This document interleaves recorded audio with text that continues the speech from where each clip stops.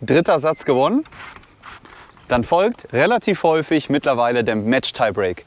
Der Match-Tiebreak ist die Entscheidungsform für den dritten Satz, für das ganze Spiel. Und ich gebe euch in diesem Video 3 Tipps, was ihr in eurem Match-Tiebreak beachten solltet. Viel Spaß!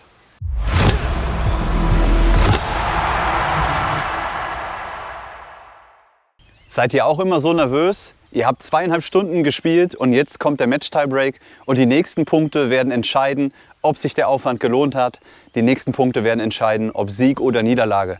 Ja, dann seid ihr damit nicht alleine, denn bei mir ist es nach wie vor auch immer noch so, der Match-Tiebreak hat irgendwie was Kribbeliges. Ich möchte euch in diesem Video 3 Tipps geben, die ihr in eurem Match-Tiebreak anwenden könnt. Und über die Jahre habe ich viele Match-Tiebreaks verloren und viele aber auch gewonnen. Und ich habe gemerkt, dass immer sich eigentlich gewisse ja, ich sag mal, Abläufe vom Match-Tiebreak wiederholt haben. Und ich gebe euch jetzt hier in dem ersten Tipp auf jeden Fall den Fokus im Match-Tiebreak auf die ersten Punkte zu legen. Die ersten 3 Punkte im Match-Tiebreak sind extrem wichtig. Und das habe ich euch schon mal erklärt in einem meiner vorherigen Videos. Da ging es um 10 Match-Tipps, die ich euch gebe. Wenn ihr Lust habt auf das Video, dann schaut mal rein. Ich verlinke euch hier oben nochmal. Und da habe ich auch gesagt, die ersten 3 Punkte, ersten 4 Punkte sind unheimlich wichtig. Wenn ich in Match-Tiebreak starte, dann versuche ich es immer zu vermeiden, mit einem direkten Fehler zu starten. Also natürlich kann es sein, dass der Gegner einen guten Aufschlag bringt und ich komme nicht mehr ran. Darum geht es nicht. Aber wenn ich in das Spiel reinkomme, dann versuche ich den Ball erstmal ins Spiel zu bekommen. Denn, wie ich schon am Anfang gesagt habe, der Match-Tiebreak birgt immer eine gewisse Nervosität und die versuche ich dadurch, dass ich den Ball erstmal reinspiele, natürlich zum einen bei mir zu lösen, um wieder etwas ruhiger zu werden, aber auch natürlich, um dem Gegner auch die Chance zu geben, Fehler zu machen. Denn sehr wahrscheinlich ist der Gegner genauso nervös wie ich und vielleicht bekomme ich den einen oder anderen einfachen Punkt dadurch.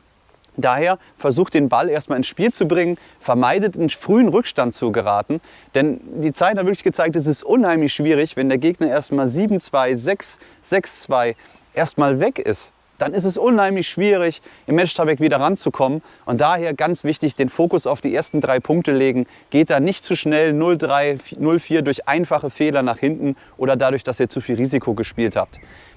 Gefällt dir mein Video? Dann schau in die Videobeschreibung. Dort erfährst du, wie du mich unterstützen kannst. Weiter geht's. Mein zweiter Tipp, den ich euch geben möchte, ist relativ einfach und lautet: dranbleiben, egal wie viel es steht. Wenn es 2-7 gegen euch steht, und ich weiß es aus Erfahrung, der Gegner muss auch erstmal den 8., 9., 10. Punkt machen. Und gerade wenn es gegen Finale geht, also wenn es gegen Ende des Match-Tiebreaks geht und ich führe, dann ist es für mich immer schwierig, die letzten 3 Punkte eben halt auch noch zu machen. Weil natürlich ist die Nervosität da und natürlich weiß ich, ich habe nur noch 1, 2, 3 Punkte, bis ich im Ziel bin. Und das könnte auch eure Chance sein. Das heißt, wenn ihr da nicht aufsteckt und immer versucht, dran zu bleiben, das 7-3 macht, das 7-4 macht, vielleicht durch 2 gute Aufschläge, dann seid ihr dran und könnt auch einen aussichtslosen Tiebreak, einen aussichtslosen Match-Tiebreak auch wieder drehen. Daher versucht, egal wie aussichtslos die Situation erscheint, immer den Anschluss zu wahren, immer versuchen noch anzuschließen. Es wird sich lohnen. Vielleicht schwächelt der Gegner, vielleicht hat er Angst vorm Gewinn und dann könnte das eure Chance sein, den Match-Tiebreak doch noch auf eure Seite zu bringen. In meinem letzten Tipp, wenn es in den Match-Tiebreak geht, gebe ich dir den Hinweis, auf jeden Fall mental immer positiv zu bleiben. Warum ist das im Match-Tiebreak so wichtig? Ich muss zu jeder Situation, in dieser Entscheidungsform, in dieser entscheidenden Situation des Matches, muss ich in jeder Situation dem Gegner zeigen, dass ich dieses Spiel gewinnen möchte. Und das muss ich mental und auch nach außen hin tragen und ausstrahlen. Ich habe ganz, ganz viele Match-Tiebreaks gesehen, wo sich Leute hängen lassen, wo Leute bei einem relativ klaren Rückstand einfach das Ding haben laufen lassen und einfach von der Körpersprache eher in Richtung Verliererstraße sich nach außen präsentieren. Und ihr solltet immer an eure Chance glauben. Bei Match-Tiebreak brauche ich 10 Punkte und ob ich jetzt hinten liege und ich brauche dann nur noch 6, das muss immer in eurem Kopf bleiben. 10 Punkte und ich habe dieses Spiel gewonnen. Eine positive Körpersprache gehört dazu. Da gehört dazu, sich anzufeuern, ein Come on zu sagen, egal wie viel steht. Da gehört dazu, eure Rituale durchzuführen. Da gehört dazu, euch Zeit zu lassen und das über den ganzen Match-Tiebreak. Wie gesagt, egal wie viel es steht. Versucht immer positiv zu bleiben und dann garantiere ich euch, werdet ihr den ein oder anderen Match-Tiebreak, der eher verloren auch schien, trotzdem noch zu euren Gunsten entscheiden können. Es gibt sogar Leute, die sind in dem Match-Tiebreak mental einfach so gut, die lassen einfach den zweiten Satz teilweise sogar laufen. Ja? Also wenn ich weiß, das Match wird im Match-Tiebreak entschieden und ich gewinne den ersten Satz und liege aussichtslos im zweiten Satz hinten, da kenne ich auch Leute und ich muss sagen, da gehöre ich manchmal auch dazu. Es kommt natürlich immer drauf an, auf die Situation drauf an, ja, dass ich dann sage, ich lasse den zweiten Satz laufen und setze alles in den Match-Tiebreak.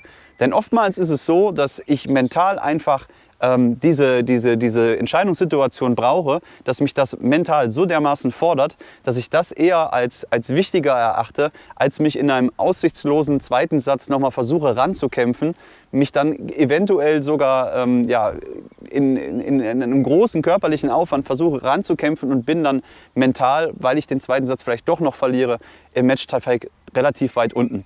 Also der Match-Tiebreak kann auch so eine kleine Lotterie sein und wenn ich merke, dass der Match-Tiebreak mir liegt, dann kann ich das natürlich auch bei einem aussichtslosen zweiten Satz vielleicht für mich nutzen. Aber das liegt natürlich ganz an euch und an welchem Spielertyp ihr seid.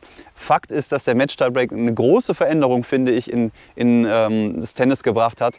Gerade eben natürlich da, wo er da angewandt wird, ja, teilweise ja auch in der Bundesliga oder eben natürlich klar auf Medenspielniveau in den Kreisklassen, in den Bezirksklassen.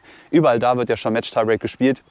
Und ich finde, dieser Match-Tiebreak hat natürlich auch einiges verändert. Es muss nicht immer der fitteste Spieler gewinnen, das ist auf jeden Fall klar.